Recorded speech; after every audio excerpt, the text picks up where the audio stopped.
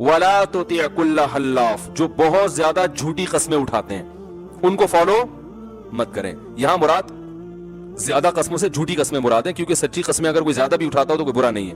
مہین، اخلاقی لحاظ سے پست ہو. ولا تطع كل حلاف مہین ہماز، تانے دینے والا، لوگوں کے عیب نکال نکال کے ان کو ذلیل کرنے والا. ولا تطع كل حلاف ہماز مشاء بنمیم، چغلیاں لے کے چلنے والا. ٹھیک ہے نا، ادھر کی ادھر، ادھر کی ادھر لگانے والا. معاشرے میں کچھ ایسے لوگ ہوتے ہیں. ہماز مشاء بنمیم مناع للخیر، مال کو روکنے والا، جمع کرنے والا، اس میں سخاوت آپ کو نظر نہیں آئے گی. معتدن، حد سے تجاوز، ہر معاملے میں اپنی لمٹ کو کراس کرتا ہے وہ. اثیم، بڑا گناہگار ہے. معتدن اثیم. عتل، اخلاقی لحاظ سے زبان کا بھی سخت ہے. اس کی میں بھی تفسیر کروں گا، اس کا مطلب کیا ہے انشاءاللہ بتاؤں گا. عتل بعد ذالک زنیم، ایسے خاندانوں کی طرف اپنے آپ کو منسوب کرتا ہے جن خاندانوں کا وہ ہے نہیں. یعنی اپنے آپ کو، اپنی نسبت ایسی صفات کی طرف کرے گا جو صفات اس کے اندر ہے نہیں. ایک تو صفات نہیں ہے یہ برائی، دوسرا نہیں ہے تو اعتراف کرو بھائی نہیں ہے. دعوے ایسے کرے گا جیسے اس کے اندر وہ صفات موجود ہیں. ان کان ذا مال و بنین، فرمایا جس میں اتنی برائیاں ہوں آپ اس کو فالو کریں صرف اس بیس پر، ذا مال و بنین، کہ خاندانی لحاظ سے بھی طاقتور اور مالی لحاظ سے بھی طاقتور. اس آیت کا جو خلاصہ ہے وہ یہ ہے کہ آج اس آیت سے پتہ چلتا ہے کہ آج ہم کسی کو فالو کرنے میں اس کی اچھی صفات کو نہیں دیکھتے، صرف اس کی دولت اور اس کی جاہ اور اثر کو دیکھتے ہیں. دنیا اسی پہ چل رہی ہے، سمجھ رہے ہیں؟ بچہ جب دیکھتا ہے کہ کسی کو ٹھاٹ بھاٹ میں، بچہ کہتا ہے کاش میں بھی ایسا ہوتا ہے نا. ماں باپ جب کسی کو دیکھتے ہیں بڑی ٹھاٹ بھاٹ ہے، بڑی عزت ہو رہی ہے، تو ماں باپ چاہتے ہیں کاش میرا بچہ بھی ایسا بن جائے. کسی کے پاس پیسہ نہیں ہے، اخلاق بہت اچھے ہیں، نہ کبھی جھوٹی قسم اٹھائی اس نے، نہ کبھی ایسی صفات کا دعویٰ کیا جو اس کے اندر موجود نہیں ہے، نہ لوگوں میں لگائی بجھائی کر کے ان کو لڑانے کی کوشش کرتا ہے، لیکن غریب ہے. تو ماں باپ چاہتے ہیں کاش میرا بچہ بھی اتنا نیک بن جائے. ہے ماں باپ کہتے ہیں نہیں بھائی غریب نہیں ہونا چاہیے، چور ہو، ڈاکو ہو، اسمگلر ہو، کچھ بھی ہو، لیکن اپنا کھاتا ہو. اس کو بھی لوگ اپنا کھانا سمجھتے ہیں. کسی سے مانگ کے چھین کے کھا لیتا ہو، مانگ کے نہ کھاتا ہو. تو قرآن کی عادت پتہ ہے کیا ہے؟ قرآن کی عادت یہ ہے کہ جب اچھے لوگوں کی اچھائی بیان کرتا ہے نا، تو مثال میں ان لوگوں کو پیش کرتا ہے جو معاشرے کے اچھے ترین لوگ ہیں، اور جب برے لوگوں کو ہائی لائٹ کرتا ہے تو جو برے ترین لوگ ہیں نا، یہ قرآن کی ایک مزاج ہے. جیسے قرآن میں جنتیوں کی جو صفت ہے نا، اگر آپ وہ پڑھو گے تو آپ کو لگے گا ہم میں سے کوئی بھی جنت میں نہیں جائے گا. کیونکہ اللہ جب جنتیوں کی صفات بیان کرتا ہے تو پھر خاندانی قسم کے جنتی بیان کرتا ہے اللہ تعالیٰ. یہ ہر ایک کے کلام کو اس متکلم کے مزاج سے سمجھا جاتا ہے نا، بھائی اس کی عادت ہے یہ. دیکھو بعض علاقوں میں جاؤ نا، بات بات پہ گالی دیتے ہیں وہ، آپ کو لگے گا یار پتہ نہیں میں نے ان کا کیا بگاڑا ہے، وہ کہیں گے یہ تو ہمارے یہاں فیشن ہے، تو محبت میں گالی دیتے ہیں ہم لوگ. تو ان کا مزاج آپ کی سمجھ میں آ جاتا ہے کہ یار ان کے ہاں گالی بری چیز نہیں ہے. لکھنؤ والا آپ جناب سے بات جب تک نہ کرے، وہ اگر تھوڑا سا کھاؤ بھی بول دے گا نا تو وہ سمجھیں گے گالی دے دی ہے اس میں. کھائیے بولتے ہیں بھائی، کھاؤ ہوا تھوڑی ہوتا ہے کچھ. لکھنؤ کے لوگ ایسے ہی ہوتے ہیں نا. میں نے لطیفہ سنایا تھا کہ لکھنؤ والا آ گیا پنجاب میں، تو وہ ایک بیچارہ پنجاب والا ٹماٹر وہ کینو بیچ رہا ہے، تو لکھنؤ والا اس سے جا کے پوچھتا ہے آپ کے ہاں جو کینو اور مالٹے ہیں وزناً بکتے ہیں یا عدداً بکتے ہیں؟ یعنی وزن کر کے یا عدد گن کے. اس کی سمجھ میں نہیں آیا. بھائی آپ کے ہاں جو یہ مالٹے ہیں یہ وزناً بکتے ہیں یا عدداً بکتے ہیں؟ بڑی شائستہ اردو بول رہا ہے وہ. کیا کہہ رہا ہے بھائی؟ کہہ رہے ہم آپ سے پوچھ رہے ہیں کہ وزناً بکتے ہیں یا عدداً؟ کہہ رہے ہیں ہمارے ہاں نہ وزناً نہ عدداً، دنادن بکتے ہیں. دنادن لینا لو ورنہ پتلی گلی سے نکلو. دنادن مال صبح شام بکتا ہے بھائی، کیا وزن عدد لگا کے رکھی ہوئی ہے یار. تو ہر ایک کے مزاج کو سمجھ کے اس کے کلام کا مطلب نکالا جاتا ہے. تو قرآن مجید کا مزاج یہ ہے کہ اللہ جب جنتیوں کی صفت بیان کرتا ہے تو اچھے لوگ جنت میں جائیں گے نا، تو اچھے لوگوں کی وہ صفات بیان کرے گا جو بہت ہی اچھے لوگوں میں صفات ہوتی ہیں. جیسے قرآن میں جب جنت کی بات آتی ہے تو اللہ فرماتے ہیں قد افلح المؤمنون الذین هم فی صلاتهم خاشعون. صرف نماز پڑھتے نہیں، نمازوں میں خشوع پیدا کرتے ہیں. هم عن اللغو معرضون، فضول لغویات سے ہمیشہ بچتے ہیں. وَإِذَا مَرُّوا بِاللَّغْوِ مَرُّوا كِرَامًا. جب لغو لغو دیکھتے ہیں نا لغویات، عزت کے ساتھ گزر جاتے ہیں، ایسے جیسے ان کی کان پہ کچھ محسوس ہی نہیں کیا انہوں نے. ایسے برائی کو دیکھ کے نا ایسے گزر جاتے ہیں، ذرا بھی دلچسپی نہیں لیتے. بری چیزوں سے ان کو کوئی دلچسپی ہے ہی نہیں. والذین هم للزکاۃ فاعلون، زکاتیں دیتے ہیں، یطعمون الطعام علی حبہ مسکینا ویتیما واسیرا، اللہ کی محبت میں یتیموں کو کھلاتے رہتے ہیں. یہ نہیں کہ ایک دفعہ کھلا دیا، ابا نے کہا تھا جی میرے مرنے کے بعد بیٹا ایک دفعہ تو کم از کم کھلا دینا، ٹھیک ہے نا. ان کی عادت، ان کو کھلانے میں مزہ آتا ہے. مسکین کو بھی، یتیم کو بھی، قیدیوں کو بھی کھلاتے رہتے ہیں. انما نطعمکم لوجہ اللہ، اور کھلانے میں اخلاص ان کا اتنا ہے، اخلاص ایسا ہے کہ جب کھلا رہے ہوتے ہیں ان کو ڈر ہوتا ہے کہ یہ غریب شکریہ ادا کر کے ثواب ضائع نہ کر دے، کیونکہ شکریہ بھی ایک قسم کا بدلہ ہے نا. تو کہتے ہیں کہ انما نطعمکم لوجہ اللہ، دیکھو ہم تمہارے فائدے کے لیے نہیں کھلا رہے، ہم تو اللہ کو خوش کرنے کے لیے کھلا رہے ہیں. لا نرید منکم جزاء ولا شکورا، ہمیں اس کا بدلہ نہیں چاہیے، شکریہ بھی نہیں چاہیے، تھینک یو نہیں بولنا، صحیح ہے نا. احسان نہیں کر رہے، اللہ کا دیا ہوا تم پہ کھلا رہے ہیں. پھر غریب پوچھتا ہے بھائی اتنا ہم پر احسان کیوں کر رہے ہو؟ بھائی وہ اس لیے کر رہے ہیں کہ آج تم ٹینشن میں ہو، ہم تمہاری ٹینشن دور کر رہے ہیں، کل میدان حشر میں ہم ٹینشن میں ہو سکتے ہیں، تو ہم اللہ کو تمہارا حوالہ دے سکتے ہیں. انا نخاف من ربنا یوما عبوسا قمطریرا، ایک دن ایسا آنے والا ہے جس میں پیشانیوں پہ سلوٹیں پڑ جائیں گی، ایسا سورج سوا نیزے پر ہوگا، گرمی کا عالم ہوگا. تو ہم اللہ سے کہیں گے اللہ مخلوق کی بھوک ہم نے دنیا میں ختم کی، آج تو ہماری ٹینشن دور کر دے. تو ہمیں امید ہے کہ اللہ کو تمہارا وسیلہ پیش کر کے، تمہارا واسطہ دے کر کے یہ عذاب ہم سے ٹل سکے گا. یعنی اللہ کہے گا نا تم نے میری مخلوق کے لیے کیا تھا جو میں آج تمہارے لیے کروں. تو یہ کون لوگ ہیں؟ یہ بالکل اعلیٰ درجے کے جنتی، صحیح ہے نا. اور اللہ ان کی صفات بیان کرتا ہے، یبیتون لربہم سجدا وقیاما، راتوں کو سجدے اور قیام میں گزرتی ہیں ان کی راتیں، روتے ہیں اللہ کے سامنے، جہنم سے پناہ مانگتے ہیں، جنت مانگتے ہیں، اور یتیم کی کفالت کرتے ہیں. ایسی اللہ نے صفات بیان کی ہے کہ اگر کبھی کوئی غلطی ہو جائے تو اللہ سے توبہ کرتے ہیں، دیر نہیں کرتے توبہ میں. ولم یصروا علی ما فعلوا، اس گناہ کو بار بار نہیں کرتے. وہم یعلمون، کیونکہ انہیں اس گناہ کے انجام کا علم ہوتا ہے کہ اس پہ سخت سزا ملنے والی ہے. اور رشتہ داری جوڑتے ہیں، یصلون ما امر اللہ بہ ان یوصل، رشتہ داری کو ٹوٹنے نہیں دیتے، بھائی بہن کو جوڑ کے رکھتے ہیں. بھئی یہ چچا ہے یا ماموں ہے یا خالہ ہے، بنا کے رکھو، وہ توڑ رہا ہے پھر بھی جوڑنے کی کوشش کرتے ہیں.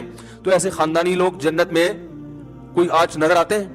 ایک چیز میں نمازوں میں بڑے رو رہا ہوگا، ہے خشوع خضوع ہے، تو آگے بہن کی وراثت کھا کے بیٹھا ہوا ہوگا. ایسا ہی ہوتا نا.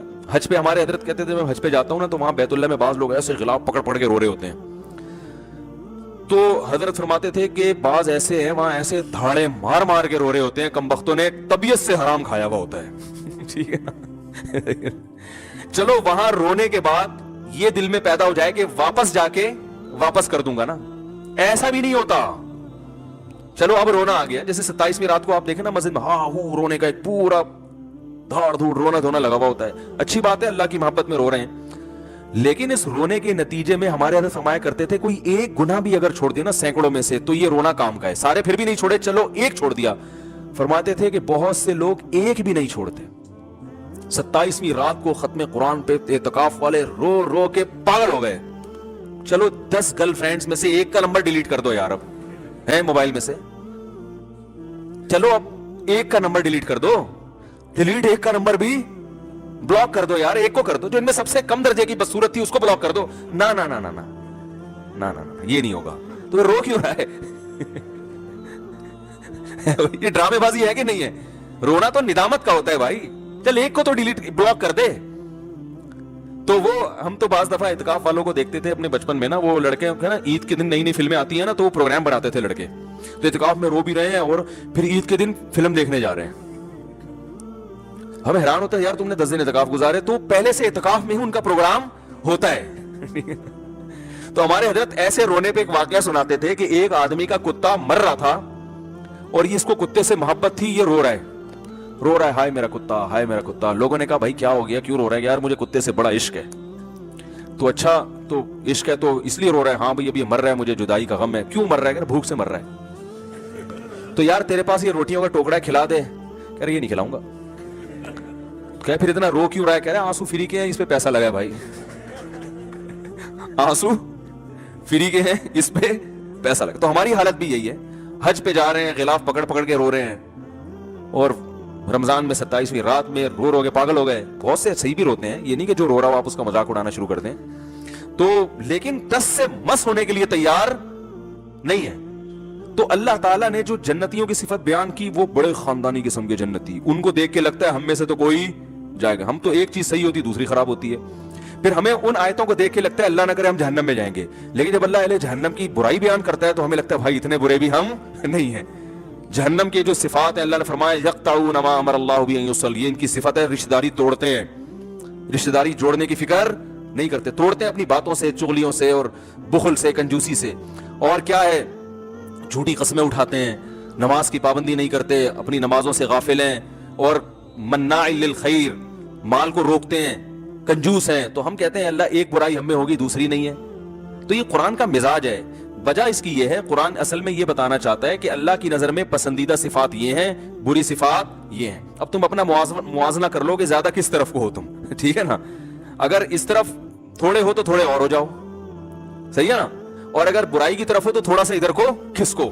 تو یہ قرآن کی ایک بلاغت ہے, ایک سمجھانے کا طریقہ ہے. تو اس لیے قرآن نے ہمیں حکم دیا کہ ان لوگوں کو فالو نہیں کرنا. وہ کون لوگ ہیں؟ تو اب اللہ ان کی مثال دے گا نا جو بڑے درجے کے برے ہیں. تو مقصد یہ نہیں کہ جن میں یہ ساری برائیاں ان کو فالو نہیں کرنا, جن میں سے کوئی ایک بھی برائی ہوگی نا اس کو بھی فالو نہیں کرنا. جھوٹی قسمیں اٹھانے والے کو فالو نہیں کرنا, اخلاقی لحاظ سے پست آدمی کو فالو نہیں کرنا ہے.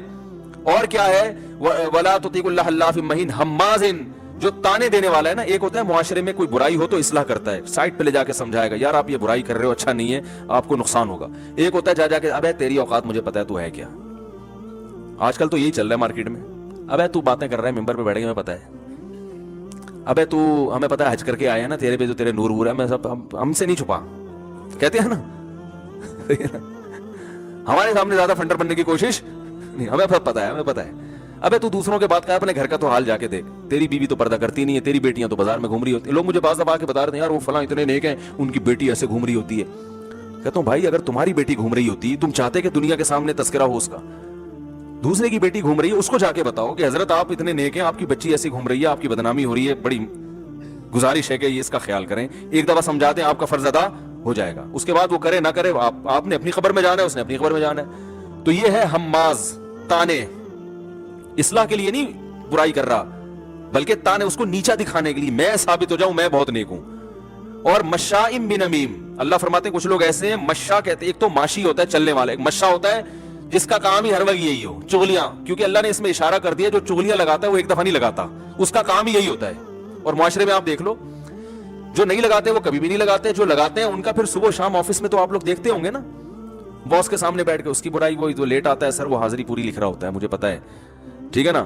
تو ادھر سے ادھر, اور اصلاح کی نیت سے نہیں, چغلی کہتے ہیں اصلاح کی نیت سے برائی کو نہیں پروموٹ کرنا, سوری شکایت کرنا, بلکہ فساد کی نیت سے.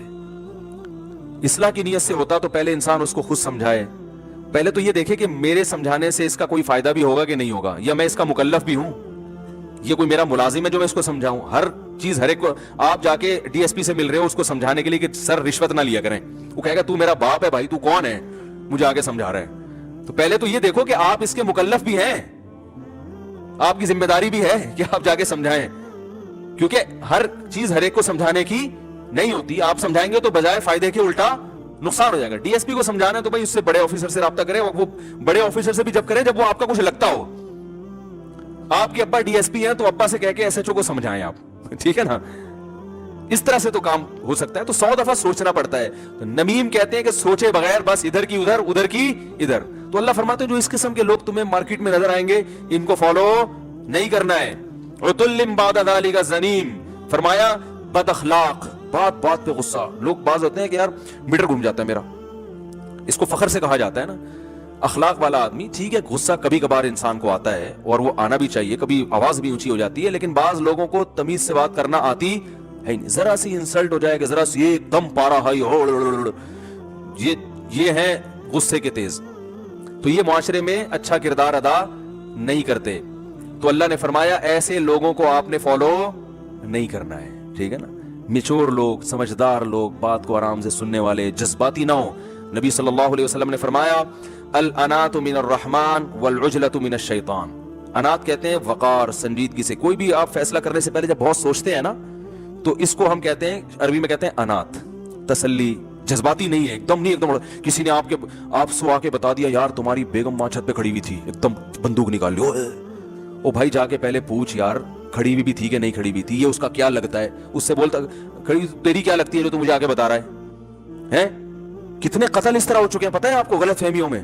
کسی نے بیگم کو موبائل دیکھا, اس میں کسی کا وہ مس کال آئی ہوئی ہے, یہ کیا لگتا ہے, فون اٹھا کے گھمایا, وہ شرارتی بندہ تھا, اس نے کہہ دیا میں تمہاری بیگم کا دوست ہوں, میں اس سے محبت کرتا ہوں, ٹھا بیگم کو اڑا دیا. تحقیق تو کرو, ایسا تو نہیں کہ لڑکی لڑکا بن کے بات کر رہی ہے یا کوئی بندہ خام میں آپ کا گھر اجاڑ رہا ہے. تو یہ ہمارے معاشرے میں ایسی جذباتیت بہت ہے. فیس بک پہ آپ دیکھیں فلاں نے جو ہے نا, فلاں نے کوئی بھی خبر آئے گی نا کہ فلاں نے یہ جرم کیا ہے, تحقیق نہیں کرتے, گالیاں دبا کے دینا شروع کر دیتے ہیں اس کو. میں نے بتایا تھا نا, میجر جنرل آصف غفور صاحب نے بتایا کہ میرے بارے میں فیس بک میں خبر آئی کہ میری بچی جو ہے نا بکنی میں سوئمنگ کر رہی ہے, اور لوگوں نے پھر دبا کے گالیاں, یہ آرمی ہے, یہ دیکھو, کہا میری کوئی بیٹی ہے ہی نہیں. لیکن گالیاں دینے والے احتیاطاً گالیاں پہلے پارسل کر دیتے ہیں, تحقیق بعد میں کرتے رہیں گے. سمجھ رہے ہیں؟ فیس بک پہ بھی جذباتیت کا شکار ہے, یوٹیوب پہ بھی جذباتی. بھائی دیکھ تو لو, تحقیق تو کر لو, ایسا ہوا بھی ہے کہ نہیں ہوا. اگر ہوا ہے تو پھر اصلاح کا طریقہ ڈھونڈو نا یار, اس کو برائی کو ہم ختم کیسے کریں. نبی صلی اللہ علیہ وسلم نے کیا فرمایا, حدیث کا مفہوم ہے, دوسروں کے عیوب پہ اگر کوئی اچھالتا ہے نا اور اس پہ خوش ہوتا ہے تو اللہ نے, نبی نے فرمایا کہ ایسا مت کرو, اس بات کا پورا خطرہ موجود ہے کہ اللہ اس کو اس عیب سے بچا لے اور تمہیں اسی برائی میں مبتلا کر دے. اس بات کا بہت بڑا خطرہ موجود ہے. دوسروں کی عزتیں اچھالو گے, اپنی عزت اچھلنا شروع ہو جائے گی. تو اس لیے اللہ نے فرمایا کہ قسمیں اٹھانے والا جھوٹی, اور اسی طرح عتل بد اخلاق, جس میں زبان کا خراب وہی ہوتا ہے نا جو جذباتی ہوتا ہے, اور بعد ذالک زنیم, ایسے خاندانوں کی طرف منسوب کر کے اپنی عزت کروا رہے جس کا وہ ہے نہیں. ان کان ذا مال و بنین, بعض اس بیس پر کہ اس کی وجاہت بہت ہے اور اس کے پاس دولت زیادہ ہے. تو آج صرف دولت کو دیکھا جا رہا ہے, اخلاق وخلاق بالکل ختم. تو اللہ کہتے ہیں اخلاق کو دیکھو, اس کے جو ہے نا اوصاف کو دیکھ کے اس کو فالو کرو. اللہ تعالیٰ عمل کی توفیق عطا فرمائے. پھر بعد میں انشاءاللہ اگلے ہفتے اس پر مزید تفصیل کروں گا, جلدی ہو جائے. اگر تسلی سے استنجا کر کے وضو کریں اور پھر محسوس ہو کہ پیشاب کا قطرہ نکل گیا ہے تو پھر استنجا کرنا ضروری ہے یا صرف وضو کر لے؟ اور اگر اس وقت نہ ہو اور نماز کے دوران محسوس ہو تو کیا کرنا چاہیے؟ دیکھو یہ مسئلہ بہت اہم ہے, لوگ بہت پوچھتے ہیں, پہلے بھی ریکارڈ کرا چکا ہوں. جب پیشاب کرتے ہیں تو ایک دفعہ تسلی کر لیں کہ قطرہ آنا بند ہو گیا کہ نہیں ہو گیا, فوراً اٹھ کے نہ آئے. کیونکہ جب پیشاب کرتا ہے نا انسان, تھوڑا سا کچھ نہ کچھ قطرات تری کچھ نہ کچھ آتی رہتی ہے. تو آپ تسلی سے بیٹھے رہیں, صحیح ہے نا. اب یہ نہیں کہ بیٹھے ہی, وہمی آدمی تو قیامت تک بیٹھا رہے گا, تو یہ وہمی ہوگی نہیں, نارمل آدمی کی بات کر رہا ہوں میں. تو تھوڑی دیر ہر انسان کو کچھ نہ کچھ تراوٹ آتی رہتی. تو جب تسلی ہو گئی کہ بھئی اب قطرہ آنا بند ہو گیا ہے, پانی ڈالیں اور پتلی گلی سے نکل لیں. نکلنے کے بعد اب محسوس پہ توجہ, کیونکہ آپ جتنا محسوس کریں گے اتنا زیادہ محسوس ہوگا. قیامت تک ہوتا رہے گا. مر جائیں گے جب آپ کو غسل دیا جا رہا ہوگا, آپ اٹھ کے سامنے والے کو تھپڑ ماریں گے, بولیں گے مجھے ابھی بھی محسوس ہو رہا ہے, تو نے مجھے ابھی غسل کیوں دیا, پہلے استنجا تو کرا دیتا صحیح طریقے سے. حقیقت بتا رہا ہوں میں. اب یہ وہمیوں کے فون سن کے پاگل ہو جاتا ہے انسان. تو ایک دفعہ تسلی ہو گئی, اب آپ آرام سے باہر آئیں, وضو کریں, نماز پڑھیں, اس کی طرف توجہ دے ہی نہیں کہ قطرہ نکل رہا ہے کہ نہیں نکل رہا. ہاں صرف محسوس نہیں, یقین ہو گیا کہ قطرہ نکل گیا ہے. اتنا یقین ہو گیا کہ آپ قسم اٹھا کے کہہ سکیں اللہ کی قسم پیشاب کا قطرہ اب نکل چکا ہے, تو آپ کا وضو ٹوٹے گا. بات آ رہی ہے سمجھ میں؟ لیکن وہمی کی سمجھ میں ابھی بھی نہیں آ رہی, کیونکہ وہمی کہے گا کہ, وہمی لوگ پتہ کیا کہتے ہیں, پتہ نہیں یار میں قسم اٹھا سکتا ہوں کہ نہیں اٹھا سکتا, مجھے جو یقین قطرہ تو نکلا ہے, یہ تو محسوس ہوا ہے. اب اتنا کہ مفتی صاحب نے کہا تھا قسم اٹھا سکتا ہوں, پتہ نہیں قسم اٹھا سکتا ہوں کہ نہیں اٹھا سکتا, یہ وہم ہو رہا ہے مجھے. تو جب وہم ہو رہا ہے اس کی علامت ہے آپ نہیں اٹھا سکتے قسم, آپ کو یقین نہیں ہے. دیکھو ابھی رات ہو رہی ہے, قسم اٹھا سکتے ہیں نا؟ کوئی بھی وہمی ہوگا قسم اٹھا کے بولے گا بھائی رات ہو رہی ہے. اب وہ بھی اس پہ بھی قسم نہ اٹھا سکے, پھر وہ اس کو تو پھر فوراً کسی نفسیاتی ہاسپٹل میں ایڈمٹ کرائے نا. تو جو آپ کو وہم ہو رہا ہے پتہ نہیں قسم اٹھا سکتا ہوں, تو اس کی علامت ہے کہ آپ کو یقین نہیں ہے, تبھی تو آپ کنفیوز ہیں کہ اٹھا سکتا ہوں کہ نہیں اٹھا. جو 100% جس چیز کا یقین ہوتا ہے فوراً انسان قسم اٹھا لیتا ہے. تو اگر کنفیوز ہے کہ پتہ نہیں اٹھا سکتا ہوں کہ نہیں اٹھا سکتا, تو اس کا مطلب ہے آپ قسم نہیں اٹھا سکتے. حدیث کے مطابق آپ کا وضو باقی ہے.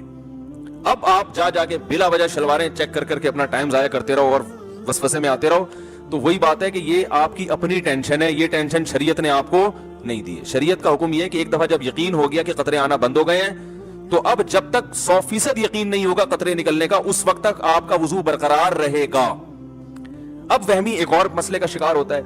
وہمی کہتا ہے ٹھیک ہے مجھے یقین نہیں ہے کہ قطرہ نکلا ہے، لیکن پاسبل تو ہے کہ نکل گیا ہو. سمجھ رہے ہیں؟ یہ وہمیوں کو ہوتا. اگر بالفرض نکل گیا ہوا تو وضو تو ٹوٹ گیا، پھر نماز تو نہیں ہوئی. اس کا جواب یہ ہے کہ بھائی جب شریعت نے کہہ دیا کہ جب تک 100% یقین نہیں ہے تو وضو باقی ہے، تو اس کا مطلب ہے کہ بالفرض اگر نکل بھی گیا ہو تو بھی وضو باقی ہے. سمجھ میں آ رہی ہے بات؟ کیونکہ جب ایک دفعہ پیشاب کر لیا اور آپ کو اب یقین ہو گیا کہ اب قطرات نہیں آ رہے، تو آپ استنجا کر کے باہر آ گئے. اب شریعت یہ کہتی ہے کہ اب وضو قطرہ نکلنے سے یا نہ نکلنے سے نہیں ٹوٹے گا. اب جب تک نکلنے کا یقین نہیں ہوگا نہیں ٹوٹے گا، جب نکلنے کا یقین ہوگا تو ٹوٹے گا. اب قطرہ نکلنے سے وضو ٹوٹتا ہی نہیں ہے، اب قطرہ نکلنے کا یقین ہونے سے ٹوٹے گا وضو. بات آ رہی ہے سمجھ میں؟ لیکن وہمیوں کی سمجھ میں پھر بھی نہیں آئے گا. وہ پتہ ہے ایک اور حملہ کرے گا شیطان. شیطان یہ کہے گا کہ دیکھو بھائی، اصل میں جو حکم تھا نا وہ تو قطرہ نکلنے سے، پہلی دفعہ تو جب پیشاب کیا تو قطرہ نکلا تو وضو ٹوٹا نا. کیا خیال ہے؟ یہ تو شریعت نے ہم کو آسانی میں ڈالنے کے لیے، ایک وہمیوں کو وہم سے اور ٹینشن سے بچانے کے لیے شریعت نے کہہ دیا کہ یقین ہو قطرہ نکلنے کا تو وضو ٹوٹے گا، یقین نہیں ہے تو نہیں ٹوٹے گا. لیکن اوریجنل مسئلہ تو یہی ہے کہ پیشاب نکلنے سے وضو ٹوٹتا ہے، چاہے ایک قطرہ ہو چاہے 10 قطرے ہوں. تبھی تو جب پہلی دفعہ پیشاب کیا تھا میں نے بیٹھ کے تو وضو پورا ٹوٹا تھا میرا. تو اس کا مطلب ہے کہ اصل تو وہی ہے. تو یاد رکھو وہ جو اصل ہے کہ پیشاب نکلنے سے وضو ٹوٹتا ہے وہ بھی شریعت کے بتانے سے ٹوٹتا ہے نا، یہ کسی انگریز نے ریسرچ کر کے بتایا تھا لیبارٹری میں. تو جو شریعت نے آپ کو یہ بتایا کہ پیشاب نکلنے سے وضو ٹوٹتا ہے، اسی شریعت نے یہ بتایا کہ یہ اس وقت ٹوٹتا ہے جب آپ کو نکلنے کا 100% یقین ہو. اگر یقین نہیں ہے تو 100 دفعہ نکلتا رہے نہیں ٹوٹتا. یہ کوئی میڈیکل سائنس کی رپورٹ تھوڑی ہے کہ پیشاب نکلنے سے وضو ٹوٹ جاتا ہے بھائی. اس کے بعد بھی اگر کسی وہمی کی سمجھ میں مسئلہ نہیں آیا تو پھر یہ پولیس کا کیس ہے سیدھا سیدھا.